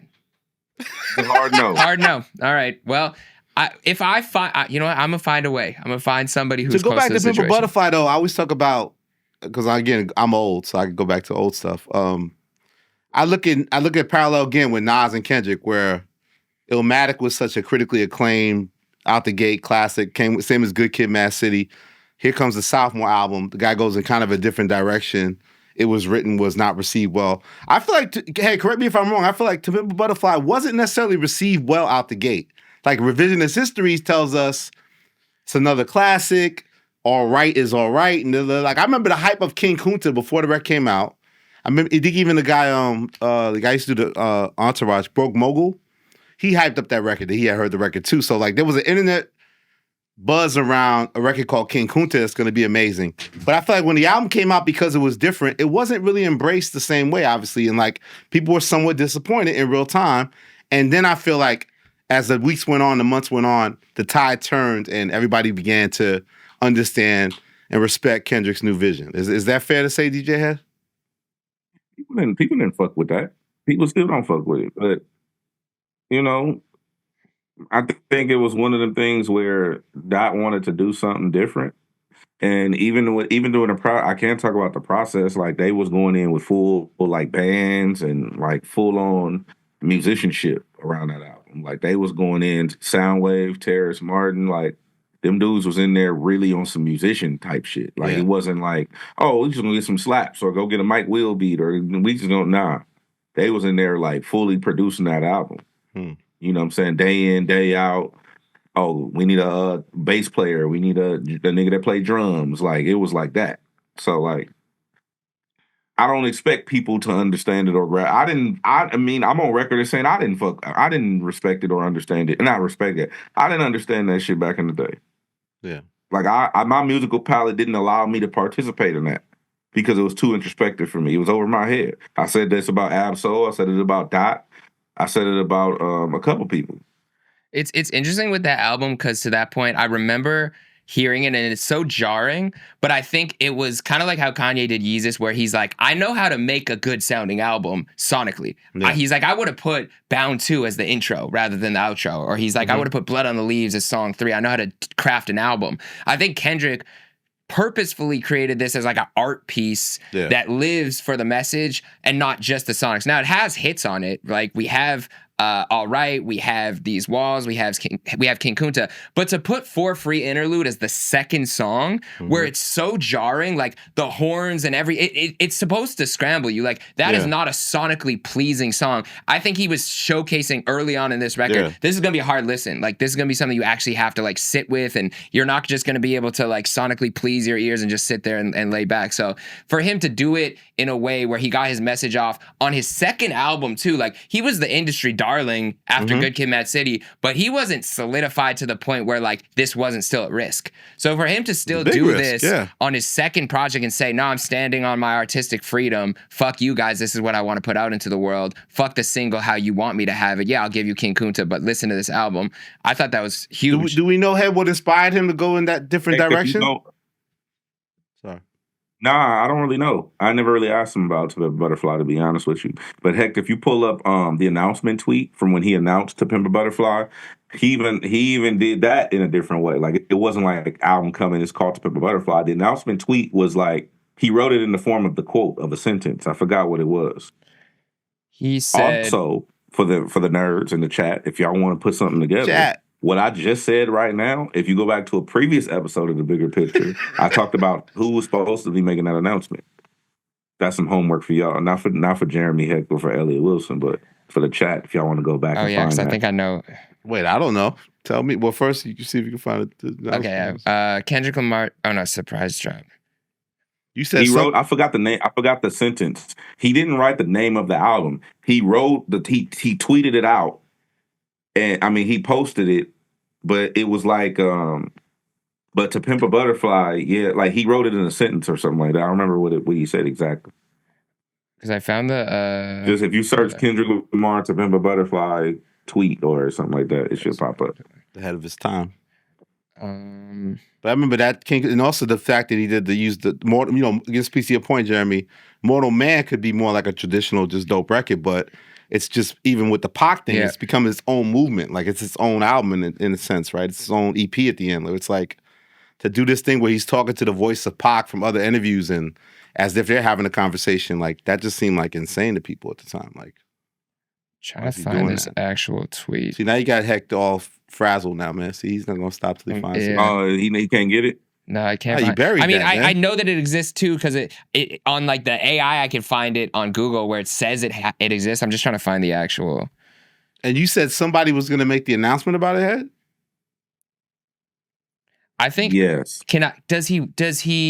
If you just go to just type in Kendrick To Pimp a Butterfly post. Oh, post. Okay. Was whoever was supposed to wear an announcement? Has he worn different numbers in his life? Oh, Kobe. Are they what? Has he worn different numbers in his career? Numbers. I don't have a comment on that. Okay. Kobe Bryant, the late great Kobe Bryant. No. Rest in peace. No, that's numbers. That is numbers. 24. 8. Different numbers in the same convo though. Okay. Oh, LeBron, the big Bronny, not little Bronny, big Bronny. That's what I'm thinking. I think you should start calling him Big Bronny James. Big Bron. Big Bron. Okay, wait. No. See, now you got him sweating, man. He's upset, man. It's like Akademiks. My cover boying is. See, are you gonna be disappointed if he can't find this again? Bro, his certified cover boy is being stripped of his title. Revoked. Did you find someone in it? the chat's gonna find it? Chat. Can you find it, Alex? Hard to find. They buried it, man. That's how y'all did it, man. Y'all TD people. Y'all too cryptic. That's some homework for the chat. Go find that post. They free erased it off our internets. But you have it, Ed, right now? No. Okay. I was like, damn, he found it. Wait. But did you like To Pimp a Butterfly in real time, Jeremy? Or it took a minute? So I remember hearing it and I love a good album front to back. And at that time, what I would do is I would go to Walmart, buy the album, and then sit in my car and listen all the way through with my eyes closed. So I was sitting your there eyes with my closed? eyes closed. So I'd really meditate on the lyrics. If we was in a safe neighborhood. It was in my school parking lot. It was in my university parking lot at college. So yes, in Winnipeg, Canada, it was safe. It wasn't near the. We are the murder capital of Canada. Yeah, this nigga's closing his eyes listening to albums. That's a long album. So your whole time you had your eyes closed the whole time? Yeah. Either headphones on or car speaker, depending on where I'm at. But yeah, I I remember. would go to sleep. No disrespect to the music. Sometimes I do, and then I wake up and redo it. But no, I remember thinking like when I got to the Tupac part at the end, I was like, oh, this guy's He's different. insane. This Yeah, is like he's just a insane. different level of genius. Because to tease it the whole way through is so cool. It's like a teaser to make you listen to the end, and then once it all comes together, and even if you listen to that Pac interview today, it sounds relevant. So, and for him, like I remember on his interview with Hed when he said that, you know, Kendrick, Pac came to him in a dream and said like, keep the message alive. For him to actually take that literally and keep Pac's message alive through the music was crazy. Okay, wait, I got one. Give me 2 minutes. I got one more way of finding this, and I think I can do it. What did you think at first? Again, like I thought it was different, but I think what's intriguing about it, like you said, I think that the Pac thing jumped out at you at the end. It's like, so then it made you want to listen to the album again and try to understand everything. Like it immediately made you wanted to run the album back to me and like really try to piece together what he's trying to say, and what makes it important. But I respect it. Again, it reminds me it was written where at first everybody didn't get it, but I understand why he did it. It was important to like not just be this typical like viewed as like West Coast rapper per se, and this is your, you know, to Hed's point, like everything's just slaps to this type of West Coast thing. Like he wanted to show growth. He wanted to show, I guess, musicianship, like he's saying. So looking back on it, you know, the great art, I think he said to someone, again, we'll go back to Hov. I think he said something like, Hov encouraged him, like, if you're going to do that, you got to do something different to sort of train your audience to know that, like, I'm not just this one-dimensional person here. Like, so if you're going to challenge your audience, it's important to do it early. So that's why a lot of times people's second albums do go in a different direction than the first album, because they don't want to be defined by just that. Like, I make that same record over and over and over again. Did you ever talk to Hov about the lyric when he says like crazy how Hov said one verse can fuck up the whole game? Like, was that like a real combo after Control? Like, yo, look what you did to hip hop. Like, I'm sure they had that. I haven't talked to them about that. I'm sure they've had that though. That'd be crazy. Okay, this is my last chance. He's not giving up. Hold up. This guy's not giving up. We can cut this if I don't. It's not enough. I don't find it. It's not enough. Like a Drake IG post. We're almost all the way through an episode without talking about. I want to talk about Drake's IG post. Okay. He has some things to say, man. I don't think I can find it. Ed just wanted to make you feel disappointed. Did you make this tweet? He wanted you to cripple you from Rome. Bro, you don't remember seeing that? He does, kind of. Wait. Oh, wait. 1 sec. Bro, you want me to find it? The chat is, look for it. The chat is tearing you up right now. Hold up. I'll get it for you. I have the album, like when he tweeted it. I have him saying King Kunta, LA, downtown LA live, Billboard, 6 p.m. No. That's real shit. I'll get it for you right now.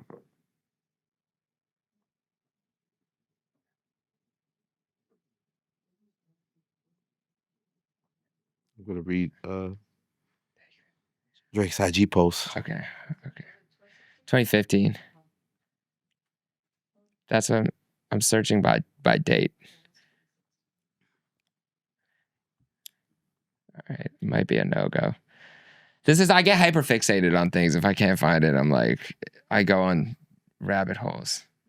All right, okay, we'll find it later. Okay, all right, well, Elliott, would you like to do the honor of reading the newest Instagram post? Did you see Drake's IG post, DJ Hed? Did you see his latest IG post, man? He has some things to express. I don't be paying attention. All right, let me tell you what my guy said. Not my guy, you know. Former guy. My former guy. Yeah. He tell you what my guy said. My former guy. He out said, there in the street thing, King. Champagne Poppy on his IG. It's not from the Plot Twist account. This is main account post. It's main account post. So you know it's big business. He's in that main account. Also, he looks like he went to church with DJ Head Hed, earlier. yeah. Stop by with DJ Head. I mean, are you hanging with Drake? Drake and Drake. Me? Drake said, I grew up non-confrontational. Shout out to Sandy. It always treated this game as a sport where my pen won gold. But my these days, he missed something there. But my these days, he messed up. But my these days. No, but it's like, but my these days. Oh, but my these days. I don't speak Canadian. I'm sorry. Yeah, I got you. But that's still bad. That's still bad. I'm not an English teacher, but that's still something awry there. But my these days. The But my these days. It's like an old Jewish grandma. So well, my these days. His mother was an English teacher and is a Jewish. Let me start over there. there. No, let me not disrespect the Jewish community. Let me start over there. I grew up non-confrontational and always treated this game as a sport where my pen won gold. But my these days, the podium has been hard for all of us to ignore.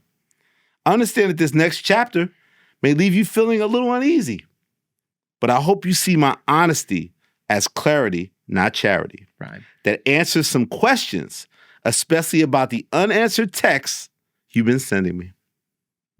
Whew. How did you receive that, Jeremy?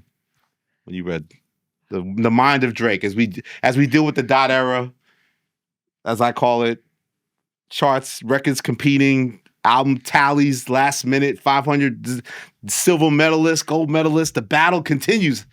How did you receive that messaging? I'm not going to lie. I know I do decode cryptic Canadian very well, but this was like the least I've analyzed something Drake has done in the last 6 months. Like I was the one analyzing the record. This is an R&B record. You're not supposed to analyze it. I was doing that. But what I do say about the feeling uneasy part, this is me being hopefully optimistic and not necessarily in the mind of what he actually means, but what I hope he means. I hope he means that the audience is going to feel uneasy because he's actually going to take some accountability, accept what happened, and be vulnerable on a solo album and talk about what he's actually been going through. Now, that's my hopeful, optimistic point of view. What I think potentially it could mean is that fuck all you guys. Anybody who is against me, I'm going against you, and it's me and my team, and it's fuck everybody else until the day I die. That's what it could mean. So 1v20. Yeah, what did you read that into as? The DJ Head, what's your thoughts, DJ Head, about the feelings of Aubrey? If you have any feelings about Aubrey's feelings. You have any feelings about Aubrey's feelings? Say the quote again, Elliott Wilson. Say the quote again. You want the whole thing? I love it. Just the first part. just the first part. DJ Head, I grew up non-confrontational and always treated this game as a sport where my pen won gold. But my these days, the podium has been hard for all of us to ignore.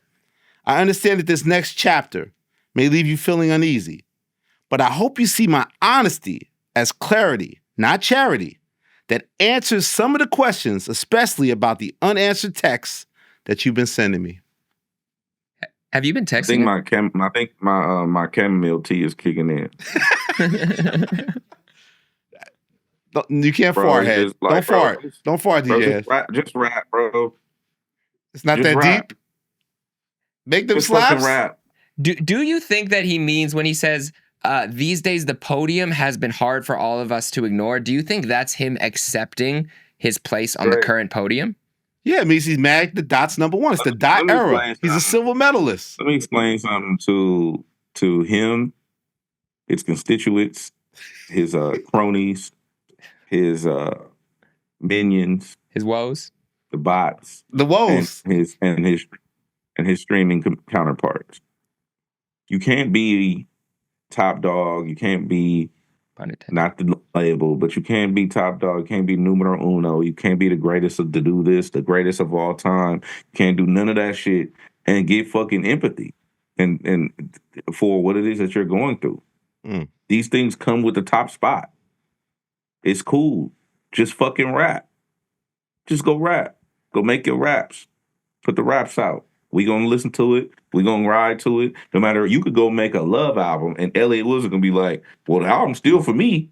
Why can't it be for me?" It don't matter, bro. Just go make your songs, dog. Like all that personal press release shit and all that, bro. don't nobody care, bro. That's why, like, as much as we talk shit about Cole, at least Cole don't do that. Yeah. He doesn't caption. He just did. He doesn't the caption blog in that thing. way. I know. Cool. But this nigga every 2 weeks, like niggas getting paid. 1st and 15th, he dropping a new caption. It's always a classic artist thing where it's like, You know what I'm saying? like don't give me a warning shot. My next chapter, nigga. You just gave us a chapter. You didn't like the Jin Like one what is either. it? You just gave you dropped the record 3 weeks ago. What was the next chapter? You gave us a chapter. You gave us 21 songs, and none of them are outperforming any of Kendrick's records. The song that people talk about is You By Yourself. Where's Party? Nokia. Like what? I don't understand the strategy anymore. Let's say he would have just dropped Nokia, right? Here we go. Here's one. Let's say he would have just dropped. Imagine this world. Yeah. I'm Drake. I got low for a couple months. I let the Super Bowl go by, let the Grammys go by, blah, blah. Then I pop up, and here's my first single. It's called Nokia. TikTok goes crazy. All the boys back. Oh, the fuckers battle. Da, da, da, da, da. And my solo album's coming in a month or 2 months. Wouldn't there be a whole different perspective, a perception of him, and everything would look different than it does now? So now you've underperformed with this Party record like I told you was going to do. And now you want to sell us on the dream of a solo record that's going to crush everything again. Like, come on, dog. It's like, where's it? As Hed said earlier, it's like, I thought he was such a brilliant strategist, just like a fellow brilliant strategist, Kendrick. But what's your thing you always say, Hed? He's like, he's not intelligent. He's just cunning in a sense, right? Witty. Cunning and witty. He's more cunning and witty. Cunning and what? Witty. What's that? Witty. He's more cunning and witty than strategic. You know, and the way he moves, like I don't get it anymore. It's like he's just frustrated because he likes being the number one guy. It's hard to sell the world that he's the number one guy. I don't care how many girls you have that's your homegirls in the yacht doing those lyrics and shooting these little TikToks. You're not number one, dog. It's the die era. You're number two. You're a silver medalist. You're number one right now, and you're mad, and you can't hide it. So that same position, like Hed saying earlier too, like. Of you just being mad and everybody else just doesn't get it. It's like, no, we get it. We like you still, but we don't like how you're moving. And he still isn't moving right. So I don't get it. It's like, Bro, go make your song. he made songs at Party. He made 21 songs and none of them in the top 50. Now one song they made together is in the top. No, the Die Trying, the pop shit. What about Somebody Love Me? Is that not up there? I don't think it's. Why are you getting beat by? You're still battling Not Like Us. Not Like Us is number 2 record in the country. How did that? Before we get out of here, one last thing. I get that people are going to say, okay, these records are doing well because of the pre-hype, post-game, Super Bowl, blah, blah. We've never seen nothing like that. Isn't Drake's presence furthering the Kendrick reign of why these records are still dominant? He's fueling Luther. He's fueling TV Off. He's fueling Not Like Us. He's running himself down to the ground and losing over and over again because of his actions. No? Yeah. And you think Nokia is gonna save the day? You can TikTok yourself to the end. It's not gonna save the day. It's not gonna change what the world is. It's not gonna. You can't there's nothing you can slide do. out of this one. You can't give enough hugs out. It's not happening. But hey, what do I know, man? I'm ready for a solo album dropping in October. Okay, great. Birthday. Jeremy Heck. Yeah. We gotta go. I know we gotta go. What'd you say? I'll check my text. Check your text message. Uh-oh. I couldn't match Jeremy Heck's crash out earlier because he was very upset by people. Wow, he What found do you it. have in your text message? You found it? He found it. Okay. Look at okay. DJ Hed, man. There we go. Journalists. There we go. Journalism, This is DJ journalism. Hed. This is journalism. Okay. Kendrick Lamar, in quotes, don't all dogs go to heaven? Don't gangsters boogie? Really? Do owl shit stink? Do what? Wait, who? What? Do owl Owl? O-W-L? O-W-L? Oh, we gotta find it. Al's gotta put this shit up later. Oh my God, I'm excited now.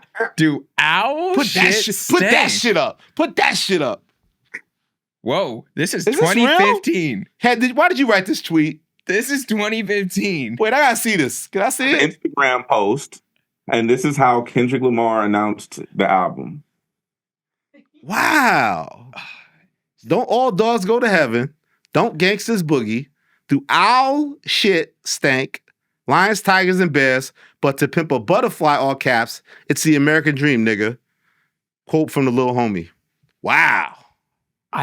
You guys better King be Kunta. thankful I wasn't in hip hop media at that point because I Please would have send me that. dissected the shit Please out of send that. me that. That's Look amazing. behind y'all. Look behind y'all. Woo. Okay, I have so many thoughts. Can we whole episode. retroactively go into this? Okay, King Kunta, we know, right? I remember this now. Now it's slowly coming back. I do remember this. The internet, we wasn't even ready for this. We didn't even think. Okay, so Do our shit stink? King Kunta said, a rapper with a ghostwriter. What the fuck happened? If you're reading this, it's too late, which I don't know if it came before or after this album. It might have been after, but Drake has a bar where he says lions, tigers, and bears. Something like that. But I go hunt and put heads on my fireplace. Yeah. He does have that bar. So it's either a response to this or this was a response to that. And then the American dream. What has this whole battle been about? This is foreshadowing. This like a motherfucker. is crazy. DJ Hed, the journalist. This live from is Rome. crazy.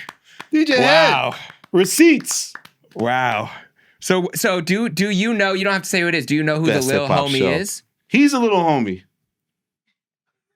Hed? Kendrick Was is. this- No, Kendrick is. So he's basically saying I'm the little bro, like I'm the little bro still, but look at this. Watch me go. I took it that he's the little, in this scenario. Sign the little homie. Little homie's the Bro. big homie. I don't know what y'all talking about. You brought it to us. Okay, how Holy did you shit. receive this when you saw this, DJ? And how do you still receive this when you look back at it now, 10 years later? 10 years later or when I saw it? Both.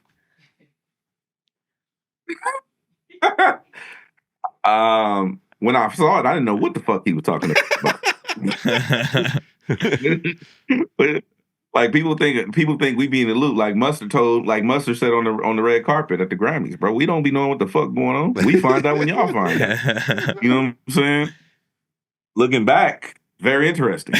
American dream. Okay, what I need to know what happened. Like that something must have happened between the time of the Club Paradise. So we know the tour beef was really there. and In a wormhole for the next 2 days. oh my Nigga. gosh, I'm not gonna be able to sleep King now. Kunta. Club Paradise. Holy shit! The fucking Problems record? What went wrong? The Control verse? What's the real problem? He said it's foreshadowing. No, it's not. It's not foreshadowing. It's just very, very interesting. It is It all ties foreshadowing. together. The blueprint's there. The house shit is still stinking. We're living an American dream. It's the dot era. Oh, so if you're reading this was It came out before Pimp a Butterfly. And what's the lyric? Hold Wow, on. there we go. Shout out Hold on. Alex. If you're reading He's this, clapping back. Lion, Tigers, and Bears. yeah, because wait, let me. No Jasmine Sullivan. Right? Is that Jasmine Sullivan? It was on. Was it on Star 6-7? Hold up. Let me pull up those lyrics. And then we Look can how go to- excited Jeremy Eck is right now. See what you did? Certified Cover Boy has been reignited, reborn. This I thought, yeah, We I can thought build I could. him again. We have the equipment. He's here. He's breathing. Certified cover boy just got outshined by a nigga on Zoom. Damn, that is facts. A non-journalist at that, who's becoming a journalist now. Okay, this is what Drake said on No Telling. He said, no telling. He said, ain't no telling. Please do not speak to me like I'm that Drake from 4 years ago. Whew. 4 years ago being 2011. 2011 being Take Care. Please do not speak He's so to excited. me Look at him. like I'm that Drake from 4 years ago. I'm at a higher place. Whoa. Thinking they lions and tigers and bears, I go hunting, put heads on my fireplace. Oh my.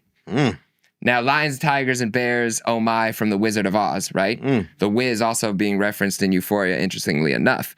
But on here, Kendrick says, do owl shit stink, question mark, lions, tigers, and bears. But to Pimp a Butterfly, it's the American dream. American Interesting. dream. Very Stay on interesting. stream. We said. We might have uncovered a whole other... Now this episode got wormhole. good at the end. Yeah, there. I know. We bumped this up to the top. There we go. Told y'all, I said, bro, if you go back, That was worth the wait. if you just I'm glad we actually were like so adamant on Wait, finding how did you find it so easily above Jeremy X research? What? Because he told me it was a Oh, tweet and it was an because I Instagram didn't- post. okay. I was looking in the wrong. I was searching in the wrong place. Doc don't tweet that shit. But we found it. That is a very interesting way to announce a classic album. I will say that, right? It is. Oh, it's a classic album, right? Classic Hate album. or love it? Classic? Classic Bun album. Pie? Did you think that the album was classic before he said Elliott, but a rapper with a ghostwriter? No, I didn't think it was classic till time revealed that it was classic. It took a while. Like again, like it was written. I think when I real time, I didn't think it was as good as to Good Kid, Mad City. Which I you had also some didn't songs think I was a liked in classic. there. Like I liked like the core of the album, but I didn't think it was the standard. But then as I kept listening to it, as All Right became its own movement, like it showed the impact it had on culture, it won me over. Like and I respected it at first, but I didn't love it as much as I now can appreciate it. So Yo, Elliott, a rapper with a ghostwriter. that's so What the fuck happened? That's your favorite It was so moment, right there. aggressive too. He like Okay, looked okay. you dead in the At eye. Summer Jam in my hood. In your hood. He ran up on In me New like York. LeBron James in New York City. He ran up on me, man. Summer Jam. That's my area, man. Niggas stuck Hey, in me a bro. crowd. I got We pressed a by a black West produ- Coast woman nigga. as a- We got a black woman as a producer, and we're being rapped. So let's do Okay. Spotlight. All right, spotlight. Spotlight. What I got? Oh, I'm too I'm excited, not man. on no smoke. I ain't thought about So- that IG post in 10 years. Go ahead, DJ. You got a spotlight? Go ahead. What's Go Miles Minnick doing? What's that nigga doing? Sorry, my bad. Pray for him. No, I heard him. I heard him with Sway. I heard him. It was a freestyle or something, right? Making a joyful Yeah, bro, freestyle. we got some shit. I got the Christ-like collection hat on right now. You can go get that right now. Oh, there we go. Christ-like collection. Woo. You know what I'm saying? Go get yours right now. He's focused. He's focused. This guy's Miles international. Minnick, I told y'all, shout out to Miles Minnick and the team, ambushed me with some jewelry. And that was super special to me. So I'm out here repping the team. He got a joint coming with. I don't know if I could talk about it yet, but he got a joint coming with somebody. It's a slap. And it's like, it's big. You know what I'm saying? I do like, I listen to Friday's album. I don't really do the R&B like that, but I like Friday's album, actually. Shout He out actually Friday. got some real cool vibes on there. I hate that word, too. But he actually got some real cool songs on there. But I don't think that people should listen to it on their phone. I think you should listen to it. I tweeted this. I think you should listen to it in the car or on speakers because Full it makes a experience. difference. Like Friday is going to have a unique challenge in his career because his music is so big that I think it's going to go over people's level of consumption. But Friday's album, you can tap into that. It's called Some Days I'm Good, Some Days I'm Not. Shout out Friday. yeah, shout out to Friday. I only got on one Slaughter Gang. My guy, 21 Lil Harold, got a new record out called The Realist. He's one of Savage's artists. Shout out Meezy and those guys. I think we didn't say R.I.P. to Valletta Wallace. Did we miss that one? And Dwayne Wiggins, R.I.P. to them. Obviously, Biggie's mom, her contributions are immense. Dwayne Wiggins from Tony, Oakland, legendary group. Knew him in real life. Dope, incredible brother. Sorry to see him gone. And yeah, man, shout out Ice Spice getting her butt back and shit. It's important. The streets wanted that. My homegirl Mandy Ice Spice is out here My right now. homegirl Mandy I was saw like, her, "Yo, I never seen nobody get bullied to get your shit returned." Like she reversed the To Ozempic. not go into the She gym. brought it back. They're telling Khaled to go to the gym. They told Ice Spice to leave the gym. Now she's popping out of dresses and shit. She's ripping shit. Da, da, da. Wait, Hed, you said she's out there right now? Ice Spice is out here right now. I just saw her. You saw out there? Gonna holler at her? International style? Ice Spice is here. IDK, I just seen IDK. I talked that with the homie. There's a couple people out here actually. Cool. Word. I definitely want to shout out to Rolling Loud who sponsored You pulling up? our You pulling open up? mic. Yes, so we have a open mic stage at Rolling Loud. Something dope for the people. If any artist is in, if you have a VIP ticket, you can come 8 to 11 on Saturday, Sunday. We have an open mic stage, so you can come do karaoke, perform an Okay. original song. So Get shout out Jeremy to outside. Take that, Academics. you Take know, that, Livingston, buddy.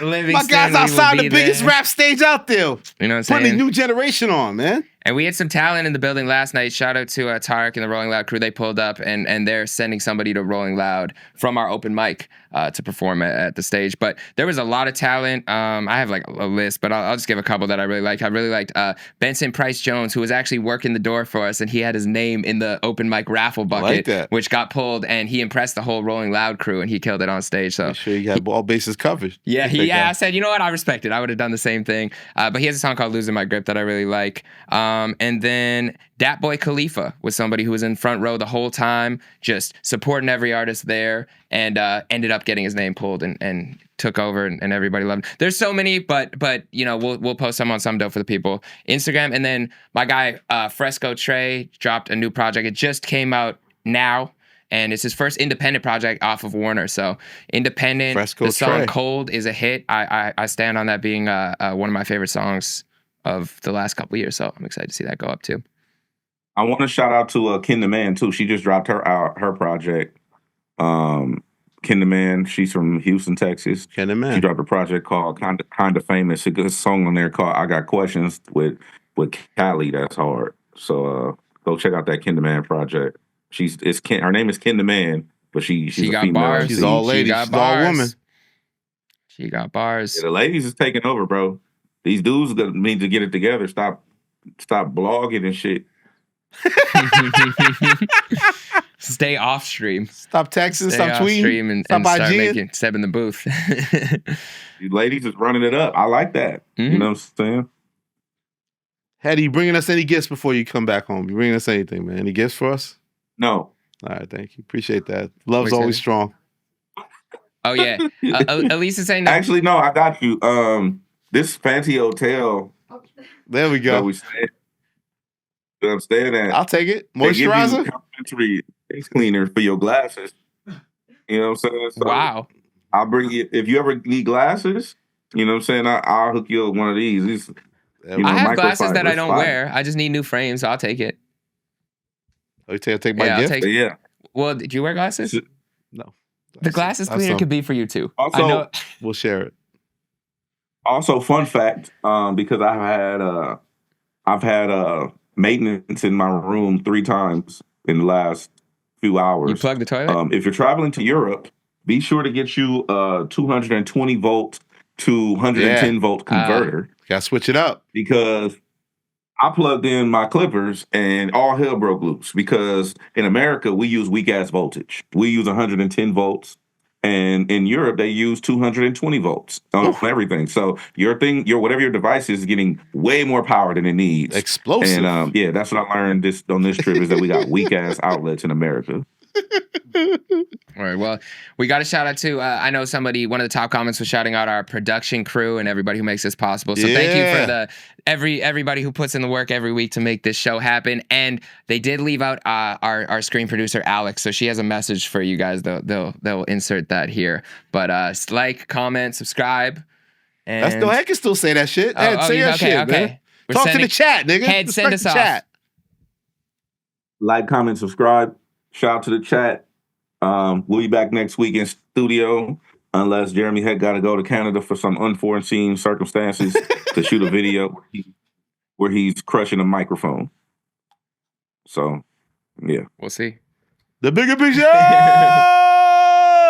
You correct us this Saturday because I know you're gonna be on. We'll be on. We'll chat with you and everything. But you don't feel bad, Alex. She's just real sensitive. Don't feel bad. No, feel bad a little bit because I felt bad a little bit. Oh, but Like, Alex how you- always feels bad. Yeah, but you would feel bad too if someone left you out. Literally the only person I would out of the not. whole crew.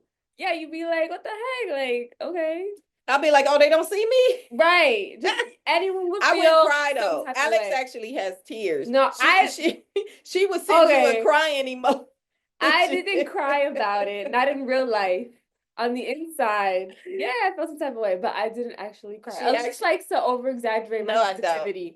Yes, She does. She's sensitive. I'm sensitive, but she like overdoes it. She would go in a Anyways. corner, hide her face, and be like, Oh my god, Esper. that has never happened. You see, she does. See, it's okay because working with these people, I have These people? I have Hed would be like, these people? no, Who's like the these crew. people? Oh my god. Working with the crew here at HipHopDX, I have grown some thick skin Oh, since I I don't first started working here. Oh yes, for sure. know. Okay. Like I said, she likes to over exaggerate, but I just needed to point that out because I felt You like that. lucky she didn't jump in the comments even after the show aired. if you guys are watching this, if they include us, which they probably won't. probably won't. Maybe, oh wait, maybe we'll be the outtake. We'll At be the very end. at the very end. Oh yeah, well, we'll probably when be the show outtake. ends and they have to like, comment, subscribe. Yeah, DJ Yes. Head is gonna say like, comment. Well, he says it in reverse now. Subscribe, comment, and like. Yeah. And then maybe that put us on the outtake. Yeah, if you stay till the end and you got to catch this. And you got to catch. Shout This out is the to best you. part. This is the best part, You y'all. made it to the end and you're still here with us. We appreciate you. Thank you for watching our show. Yeah, and by the way, if you guys don't know who I am, I'm Elise Riggs. This is Elise. This is the one that was like, I told you when DJ Head pranked Jeremy. Well, that's because I just had a feeling like something's not right here. She was right. So that was her voice. That was me. She was also the one that FaceTime Head when they were on the red carpet with. We were on the red carpet. Yeah. I direct and produce the show. Yes. Along with our other producers. Yes. And oh, here comes Jay. Jay comes. Y'all don't want to see Jay. Oh yeah, that's right. Yeah, he's not. It's a sight. He's not camera ready. The camera doesn't like him. Jay, you want to come in? Come on. Is it live? Yeah, we live. Chat is talking. See, he doesn't like. See, so you should have named Jay. Right. He's too scared to show his face. You guys did you guys even see our intro when we did the fake Jennifer Hudson oh yeah, that was us. Yeah, that was us. Even Jay wasn't even in that one because he doesn't like being on camera. Well, I think Jay was filming. Yeah, he was actually filming it. So he's a good videographer. You know, he's one of our videographers, you know, who comes in with all his shenanigans. And then he makes Alex cry a lot because he comes teasing her. This is what they do. Hey, listen. The only one that has my back is Frankie. Shout out to you, Frankie. Thank you. Because if you weren't in the room, I'd be attacked. Like I am all the time. Here. No, earlier. I'm saying earlier. He had my back. She into nobody chat. He had my back. The shenanigans Frankie. Thank you. You know what? I think because Jay is one of my other Gemini brothers. I'm a Gemini. Jeremy Hecht is a Gemini. And I think, Alex, she gets a little sensitive. I'm a Gemini moon. No, she's not. Yes, I am. She just always wants to be included. Bro, literally in my chart. Here comes CT. Look at Mr. He's our space guy. That's CT. Oh no.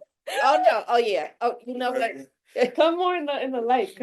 Yeah, they can't see. He looks like an extraterrestrial. Yeah, he looks like an alien. I'm in this thing. Make sure CT, you got to put this at the end when the like, comment, subscribe. Where's the outro? Really? Where's the outro? We're the outro. Oh, wait a minute. DX has a segment though. Oh, you guys gotta wait. Probably. I have to send it to Alex. We have to let the chat know how butthurt Alex was that she wasn't mentioned. Alex was mad, y'all. That she wasn't mentioned. You gotta look at the webcam camera. I know you looking at my computer. Yeah. Oh, y'all looking at the screen? It looked like y'all was looking at that. Hey, chat. I do. She's looking. I know, chat. I need to ask you guys a question. I need everyone to let me know who's in the LA area because are you guys going to be ready for a live show with the guys? Ooh. That's going to be a treat. I'll let you know when it's coming, but one's coming soon. Stay on stream. Stay on stream, like Head says. Yeah. Okay. Yeah. There we go. We cleared the air. The bigger picture. The bigger picture. Woo! Okay, let me go on mute.